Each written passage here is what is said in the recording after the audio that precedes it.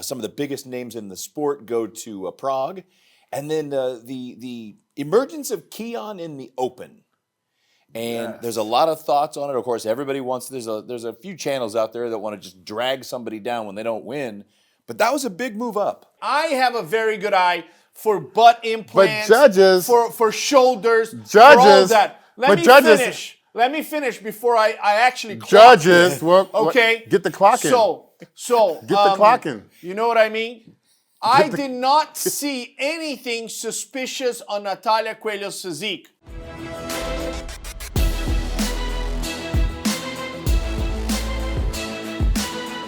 Athletes and fans around the world, welcome to another episode of Primetime Muscle. I'm Tim Wilkins, joined as always by the mega judge, Tarek El-Guindi. Great to be here, Tim Wilkins. Happy Thanksgiving. This is Thanksgiving. I know a lot of you guys are eating turkey, spending time with family members, a lot of them that you don't like. And great to see Chris Cormier here. Not just Chris Cormier, but a very dapper and prepared Chris Cormier. And looking clean, I would imagine. Yeah, I imagine as well. I mean, he's got the Kobe's on today. I'll let you guys see that a little later, but they are fresh and clean. I am looking like Mr. Clean. I did have a couple people ask me, hey, be sure to have Chris do a fit check. That's what the kids say, right? Rate the fit. Yeah. The fit. I mean, honestly, that's. Wait, you want to see the shoes? I don't want to be negative. All right. I don't want to be negative. The new Kobe Mambas. You see the snake on that? Snake skin? Wow. Come on now. That's the new Kobe's. You know what I appreciate about your shoes? What's that? They have never seen effort. Chris, I gotta walk like these. this so I don't crease them. You carried those like a baby to set and had someone put them on your feet. That's like work boots. They have never seen. I love the fact you have the most. He keeps the tag on as well. It's a new thing. Guys walking with shoes with a tag on. I gotta be honest. Every time I see that, I go, "That's a stupid person right there." I'm glad Chris doesn't do it.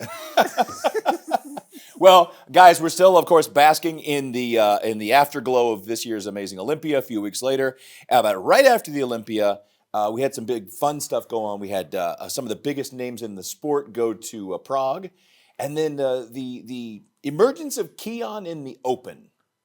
And there's a lot of thoughts on it. Of course, everybody wants. There's a few channels out there that want to just drag somebody down when they don't win. But that was a big move up.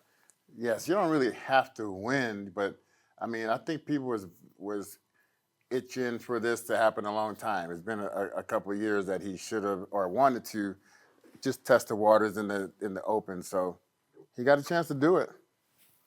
Well, I'm not gonna call it an emergency. I'm gonna call it a disappointment because really, yeah, because we all expected him to go there and win a show. People were speculating him to go to the Olympia, win the Olympia in the Open. He goes to Prague and he placed what, fourth? It was Martin, Sampson, Krizo, and Keone Pearson. I'm sure he's disappointed. I'm sure that's not what he planned out to be. I know Keone. He thought he was going to go to an open show, win that show, and make a statement. I'm sure of that. So that's a disappointment. We gotta call it like it is. And I know he's probably reevaluating the situation after this result. I was excited to see Keone in the Open, and I think he can win shows. He picked a really difficult show, and he placed fourth. I have one concern, the midsection. He wants to get bigger because he wants to compete against some of these bigger guys. And I think if he does, he might compromise his midsection. I think the strategy is come in at your best, which was 2024, with the same size, with that conditioning, and win shows. Yeah, but we didn't know what happened after Olympia. He lost a coach. They parted ways for some reason or another. So you didn't have that same blanket, comfort, blanket of, of comfort to bring into the show without thinking so much. And then, his structure, one of the greatest structures we have in the sport. Trying to come in heavier, that's a tall tale. I mean, you got Sampson, you had, all these different guys coming to the show. You're a 3-time 212 champion. So I mean, Do you share my concern about the midsection? Do you yeah, guys share my yeah, concern yeah, absolutely. about the because it's midsection? and then they're saying they might have some type of operation to fix that. I don't. There's a hernia going on. But is there an operation to bring that closer? Oh yeah, The And split? family counseling, the whole thing. You can bring that closer. No, But if you, Phil was but what are talking you gonna about that. do with it? What are Phil you was gonna talking about that at the Olympia. Even then Really? at the Olympia, he needs to take a little time off, get himself at his best, and just gather all the pieces, parts together, and heal up a little bit. Probably 3 to 6 months. So this is possible? Oh yeah, oh yeah. So okay, let's say what happens after that. So whatever made it do that is not gonna be doing that anymore. Like you have a lot of food you're trying to take in. Well, to Tarek's point, though, the whole premise, a lot of these guys lose the script when it comes to size. You go bigger, bigger, bigger, and you end up getting blocky, blocky, blocky because the size, your midsection has to hold that structure. That's what I'm saying. Your midsection, when you do those heavy deads, heavy squats, has to expand out for the size of the top and the trunk to support that. It's just the most genius construction. You can go Big Bang Theory all you want, but God said, and I'm going to just go ahead and throw it out right then, a single cell organism cannot become something so complex that it thinks as the body gets larger, it needs a larger heart. As the body gets stronger, it needs a bigger core to support the core. So to your point, sacrificing his beautiful lines, his beautiful structure for size may be a mistake. But what's gonna need to happen is these muscles gonna have to grow. Is not because you're trying to take in more calories. So you're gonna have to make sure the training is optimum. You have to make sure you can make these body parts grow and not necessarily have to eat a bunch more calories in order to make it happen. And round off that stomach. Yeah, like a lot of guys. because to me, when I was competing, that was what my first mindset was behind. I'm gonna stop eating because I don't want more bloat in my stomach. So the last 5 weeks, I would not bloat my stomach. It was no way I was gonna eat enough food. I don't care whoever was coaching me at the time or not, that was not something I was gonna do. So when I got down to the competition, I wasn't even able to physically push my stomach out because I trained it to be small. Tarek, let's break down his physique. Now I got to say though, and this is a credit to Keone, like you said, he was a giant killer up against some of the giants in the sport, the top 3 or 4, a former Mr. Olympia just the year before. If you're a giant killer, you're not always going to kill the giant. Sometimes you're going to get squashed, even when you bring this level of quality to the stage. Well, let's look back at Sean Clarita's career. He's won open shows. Keone, with this physique here, he can win open shows. He has beautiful lines. He has great muscularity, and his conditioning can be really, really good. I mean, look at that. Look at the lats, the leg, and everything. My concern is sometimes on the transitions, we see a little bit of the expansion of the abdominal wall. That is a problem because sometimes our eyes go there. And once it's a problem, everybody starts looking at that. I don't want him to gain 5-10 pounds, and then all of a sudden, what happens? This gets expanded, the waist gets blocked here, it takes away from his beautiful V shape. Be careful, Keone. We love you. You're one of the most successful bodybuilders. You can win open shows like Sean Clarita did. Be careful with the addition of tissue, because I would hate for this beautiful physique to be compromised. Chris, they talk a lot about pound for pound. He's Ronnie Coleman-esque. What do you think of that comparison? Not quite. Not quite.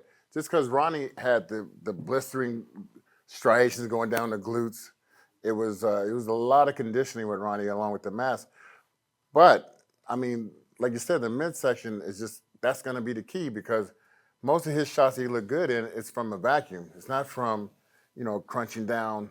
And even the most muscular is lacking because you don't have the strong abdominal wall going on with that pose. So everything is, every time now you feel like you're covering up in front of your stomach, you're covering up in front of your stomach, and then you're hitting a shot and going to a vacuum. Like it's on your mind the whole time. And like Tarek said, when you're hitting these twisted shots, you got to be very mindful of not letting your stomach go. And look, even when you're walking here, right? Yeah. It's a disappointment because I'm sure a lot of us, and he was, expecting a better result. Is it time to panic? No. You can come back to the 212. You can win the Olympia. You can do an open show. You can win that show. You can go to the Arnold and place in the top 5. Sean Clarita was a master of that. My thing is, do not change what is close to perfection in order to get a result in the open. Because, I mean, look, we got Andrew Jacked, we got Samson Dowda, we got Hadi. Derek Lunsford, if you put Derek Lunsford next to Keone, Derek can carry a lot of mass. It's in his genetics. But even Derek, his waist is a little bit wider than when he turned pro. But he can handle a lot of mass. I think some of these guys with small waist, tiny little joints, it's cautious. Chris Bumstead said once, and people were shocked. He goes, Chris, are you going to move to the open? He goes, dude, I have a hard time gaining weight. It's not easy for me. You know, you got to be conscious about your genetics. I got to say, now you talk about some of the conditioning. He may have been slightly better in 2024, but you've got striations, veins in his lats. You got veins throughout his quads. He's pretty dialed in right there. Yeah, he had the striations in the quads. I like that. I like that he had, the mindset behind keeping the lines in there. I like the striations in the quads. I just want to see him be really mindful of the weight gain. I think that's going to be the telltale sign of him being that. And some people, Sean Ray said he should have been third. You know, that's Sean's opinion. A lot of people thought he could have gone to the open and win. That's all speculation. He's a great bodybuilder. I want the best for him. I want him to make money in the open, but I don't want him to lose his... Is he considered the best in the world physique-wise, just a physique? To me, the best in the world is the Mr. Olympia. A lot of people are saying that. That's the big dude. And I know there's a lot of resentment against Derek. And I was talking... You know, you get in trouble with that laugh. You get in trouble with that laugh. I'm going to tell you this. People forget about Derek Lunsford's challenges. They forget that one time he placed 4th as a 212, that he went from winning the Olympia to 3rd. The resentment against Derek Lunsford has been that he got that invitation. I talked to the pros. I talked to a lot of them on the phone. They did not like when he got that invitation. They resent him for that. They do. They talk to me. They go, Tarek, he got that invitation. He planned the guest posing in Pittsburgh. It was all planned out. He knew exactly what was going on. We're going to talk more about that. You know what I mean? People resent him for that. But I think people have to remember that this guy struggled. He fell through the ranks on the 212 to 4th place. That was devastating. He placed 3rd after winning the Olympia. And people, they overlook all those things that he had to battle. I think Derek's a great champion.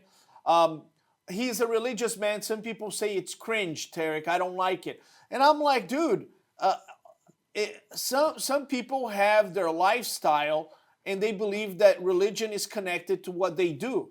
I don't resent Derek for that. So there was a bit of an altercation between one of the athletes and one of the commentators. And I'm just going to go ahead and throw it out there. And I get it. There's a lot of passion, a lot of emotion, a ton of hard work goes into this sport. But there's a fine line in both directions.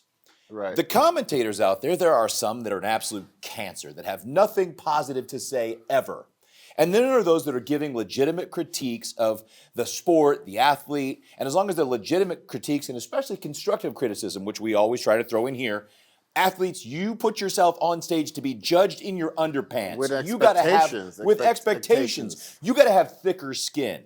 Now, of course, the other side of that is if you are someone who has the power of a podcast, a microphone, an article, it is up to you to be a positive impact on the sport and positive towards the athlete with some semblance of outcome that says, here's what I'd like you to take away because I'm a fan of you or the sport, and I'd like to see you be better.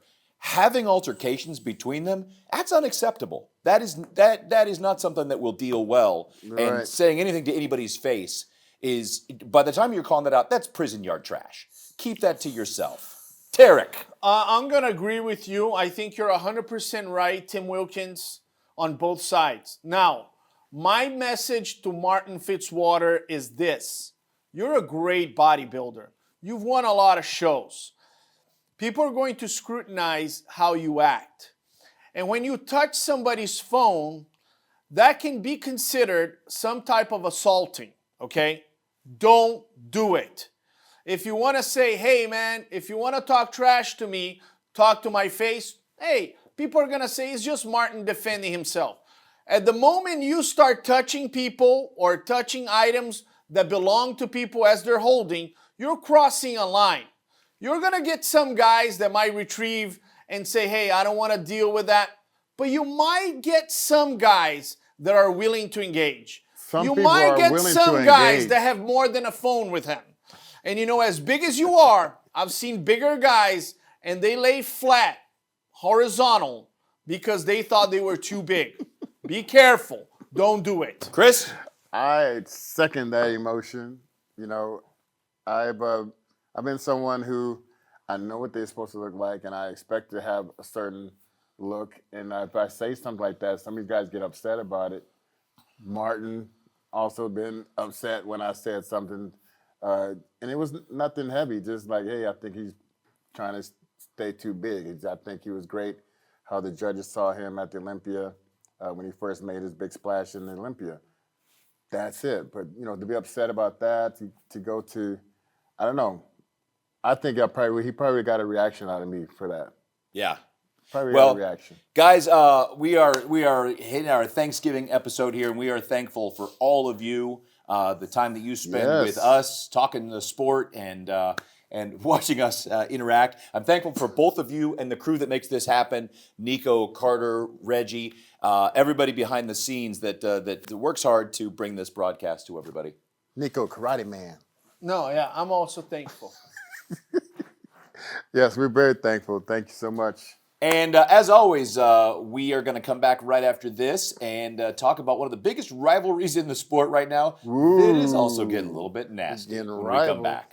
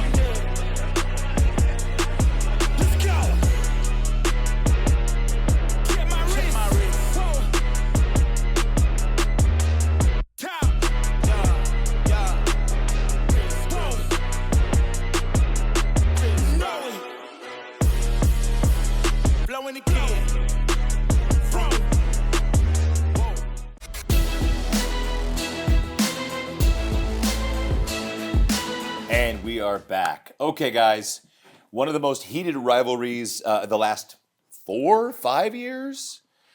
The most heated rivalry by far. Strongest. Sarah Villegas and, to say it correctly, Natalia Coelho. Correct, yes. Thank you. As Tarek says, although this is only good for one side, Tarek says, they hate each other. Oh, I was right. They hate each other. Guys, I've been judging since 2006. And I'm going to tell you something. I'm 100% convinced women are more competitive than men. Women hate losing to another girl. They hate it. Sarah Villegas hates losing to Natalia, and Natalia hates losing to Sarah Villegas. They don't like each other. That's a fact. And they're going to battle it out on stage and off stage. Now, obviously, they're never going to get physical. They're ladies. But it's a rivalry. They don't like each other. And you know what?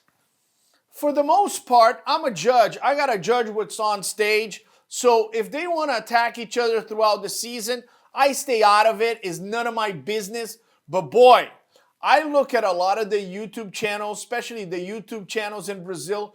They're covering women's physique like never before. Okay? I'm just saying. Chris? Well, I say it is the best rivalry. I love it because it reminds me of when I was competing, myself and Flex, we was actually training together, and sometimes we didn't like each other for that period of time. But it brought out the best in us. It brought out the best, and I guarantee you, at the end of these ladies' careers, they're gonna say it brought out the best in me. It might take a while before that hug happens. Yeah, it's gonna be a kumbaya. They're gonna do it. I guarantee you. That's what I see. I had a dream last night.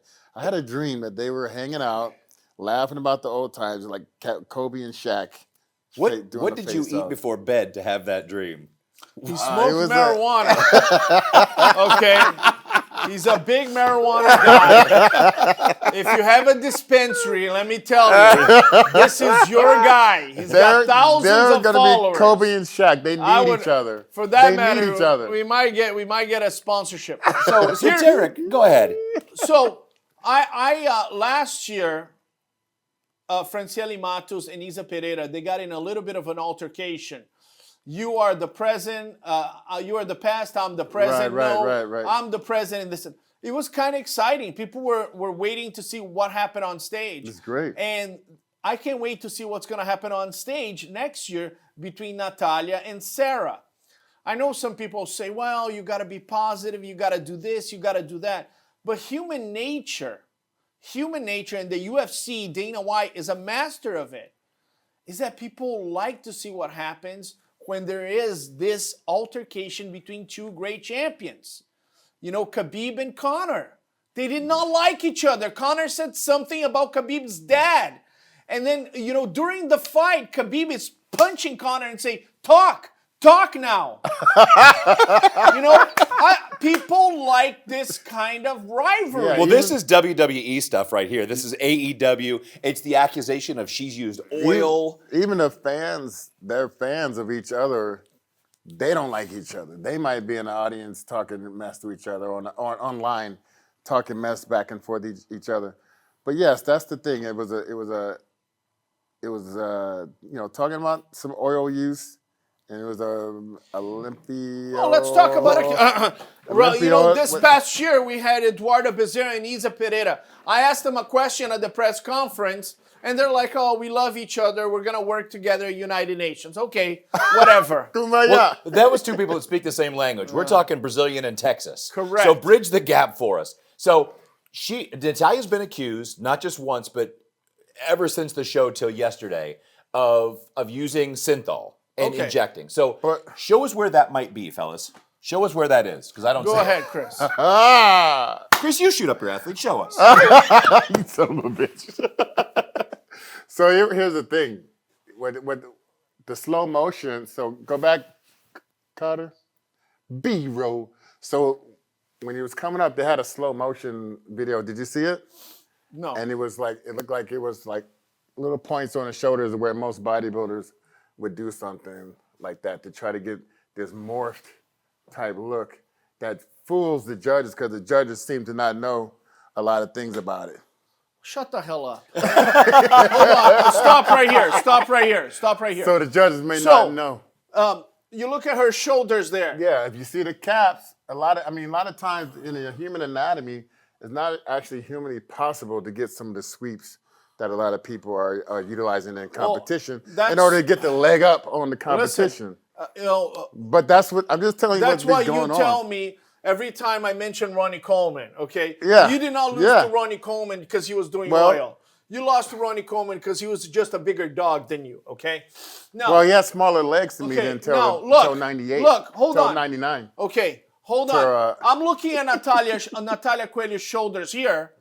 And I personally do not see anything abnormal. I've seen this kind of shoulder development on everybody. If anything, this shoulder here, this shoulder here looks a little bit more pointy than Natalia Coelho. So I'm like, and here on the legs. Something's going on here? You know, I wouldn't call it. I would say, listen, if I look that happen in the gym? Just chill out. If I look at that shoulder, I would tell this competitor, your shoulder is overpowering Out your of quarter balance, turn. right. It's overpowering your quarter turn. It's out of balance. Calm down. Whatever that is, Calm it it could down. be muscle, it could be whatever. Whatever that is, that shoulder is overpowering. I can't say that about Natalia Coelho. I can't. So before we roll, guys, tell me now. Go to the front. Go to the front. Hang on, Chris, because I want you to look at this, because this is important. And you're going to be the big purveyor of this one, both of you. When you shoot, look at Natalia's shoulder, and when you inject oil, it washes out the striations. Exactly. You're not going to have striations pointing to the top. You're not going to see that pointy of a separation between the side delt, the bicep, and tricep. That looks like a tornado coming down to the ground. That does not say I've got a bulbous knot where oil is and muscle is not. And here's the thing. I love both of these girls. I mean, I'm friends with both of them. It's a deep, deep subject that, we need to talk about, because we can't have a lot of winning and losing just because of that. Because I think the integrity of the sport needs to be in the forefront here of what are we doing here? Are we training? Are we just going to the bathroom and skipping the training session because we're just going to go to the bathroom and shoot it up? That's a great point. Now let's roll this forward and see the comparison between. It was the back double bi that Sarah is so notorious for, having the beautiful lines. So here's that front. Stop right there on the front double biceps. A little bit. So right here, guys, we're looking at Sarah. Sarah still has bigger quads than Natalia. That's one of the trademarks of Sarah Viegas. She still has the rounder quads than Natalia. What I saw here is that Natalia did have a little bit more separation. But if Natalia did anything illegal, it didn't surpass the roundness of Sarah Viegas' legs. Sarah still has rounder quads. What we did notice was the separation on the quads of Natalia were there. Now, you mentioned, Tim, if you inject that oil, the separation goes away. Gone. Right? So we did see separation on Natalia.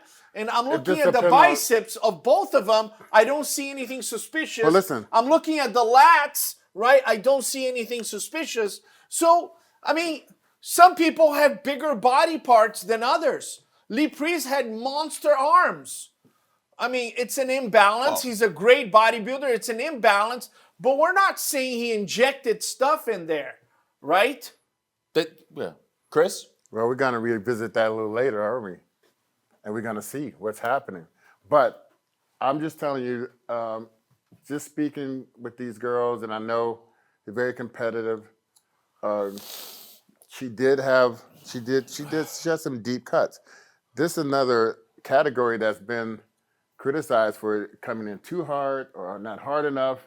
It's been swaying back and forth in the judging, and I think the judge is going to have to be the one who decipher this situation. Well, let's spin it forward to the rear back by here.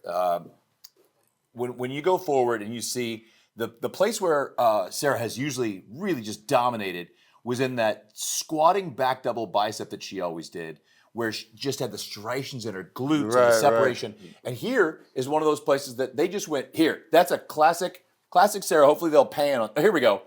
See, if we could hold this right here, this is a spot that she has been so dominant on. She has not hit the pose. Just touch it a little bit so we can be fair. Good. Okay. She's up on the quad sweep. You see the separation, you see the striations. She's glutes are just dialed for the first time in the last couple years, since 2 years ago. She was just that notch better at prejudge. And it was throughout every pose, was it not? Yeah, and listen, Sarah is an incredible competitor. I love Sarah. So I don't think Sarah was at her best. If Sarah is at her best, it's very hard to beat. Natalia was at her best. What I'm seeing is more separation on Natalia's back than Sarah's. That's what I'm seeing right here. Mm-hmm. And look at the glutes. You see a great level of conditioning. I don't think this was Sarah's best. I repeat, I love Sarah. I think she's phenomenal. Nobody would be surprised if she becomes the greatest women's physique competitor. But I think in this show, Natalia was better. So through the rhomboids, teres majors, teres minors, that could be improved on Sarah. I can tell you that right now. That's going to come with a bunch of undergrip, pulling, focusing on that area. That's going to bring more density, more development in that area. But I mean, they're right here. I mean, if I look at the other two competitors, I can see, some imbalances through, too much shoulders here, and No, perfect. so Imbalances. But imbalances. let me put you on the spot and don't back down. Do you see, if you see imbalances, which we see a lot, it's part of bodybuilding, Okay, right? but this well, is- let me finish. Do you see anything here illegal? Do you think Natalia Coelho used synthol? What I have to say is, if I had to be very, very, very honest about it, I would say it's not a normal to have, when you do a squat or whatever, you're not going to normally get a lot of development just on the outside and not on the inside. So, I mean, it could be, questionable. If you have a line that disappears and smooths out when you're clearly in great shape, that could tell you that something's been done there. But some people, you got to put something somewhere, because obviously people are taking something to get bigger or to get harder. But then some people are trying to shape their body in a way to sway the judges, because the judges don't know a lot sometimes. Oh man, I'm about to clock your face right now. So The here's judges don't know a I'm lot about to sometimes. clock your face right now. here's the moral of the story. If A lot of primetime people muscle would give me money just if I clocked you right now. If primetime muscle is ever indicted by Congress, I want Chris to testify for us. I want more high quality non-answers. Listen. I said if it looks like something is done there, is because you see blurry or cuts that's not there. You see a lot of open bodybuilders with that going on all the time. Okay, I judged the event, and I did not see anything on Natalia Coelho's physique that called to be suspicious. And I have a very good eye. And you were good eye. And you were 8 feet away. Yeah, I have a very good eye. I've noticed a lot of things that other judges go, Tarek, hold on, you're right. I have a very good eye for butt implants, judges- for shoulders, for all Judges- that. Let me finish before I actually clock Judges, you. well, Okay, get the clock in. So Get the clock in. You know what I mean? I did not see anything suspicious on Natalia Coelho's physique. If I had seen it, I would have marked it down and I would have called it an imbalance. But you know what sways But the I judges? did not see any imbalance. You know what sways the judges? Roundness. Oh, he had roundness. Like, roundness. There's nothing on the physique that's super round unless you inject it. What are you talking? Shoulders? Legs. Shoulders are not round. Calves. Biceps. Shoulders square. Calves that's 3 inches long. Glutes and are not 4 round. inches wide. Y'all Glutes are not round. Shoulders are not round. Are they injected? Oh, no, shoulders are they naturally injected? capped and they're Cap, round. really? Glutes are Do you, round. if you train If you people, look at glutes, if you ever they're step round. into the gym You know what I and mean? watch the muscle train, it's not going to be these big bubbly shoulders that we see a lot in the shoulders. Listen, if every time But you that's see why a you- competitor that that's- wins a show and you go, hold on, look at those shoulders, look at those arms. Yeah. They're not natural. Hold on. And you're a person People that- have different genetics. You're a person- Ronnie Coleman's abs were different than your abs. Can we say that you drew your abs with a pencil just because you had He better had abs 4, than I Ronnie had 6. Coleman? He had 4, I Can had we 6. say that? He had 4, I You had know, 6. I mean, you're speculating for the sake of it. Well, This this is not the sake of it. Okay, on the record. I've actually lived it. You On didn't the even compete. record, I judged the event. I stand by my decision. I did not see anything suspicious or any major imbalances on Natalia Coelho's physique. Well, I will say today I the didn't say- the greatest imbalance was between the two of you, and we appreciate that because it makes the show fun. Chris, it's Thanksgiving. Thank you. Thank you, Tarek. Guys, you know this show wouldn't be possible without Global Formulas. BioPumped, one of the best pre-workouts in the business. And the BioFreak WTF is awesome. Great pump. Love the pre-workout. Pro Zero for the highest quality, zero sugar, zero carbs. When you get down to business, this is it. Global Formulas. As always, like, subscribe, share the show, Like share this your one. thoughts on Like this this one. rivalry, what you thought of Keone at Prague. Share everything. We love to hear from you at Primetime Muscle. I'm Tim Wilkins, Tarek Elgindi, Chris We're Cormier. getting hyped. Thank you so much. Real deal. Great to be here. And we'll see you on the next Primetime Muscle.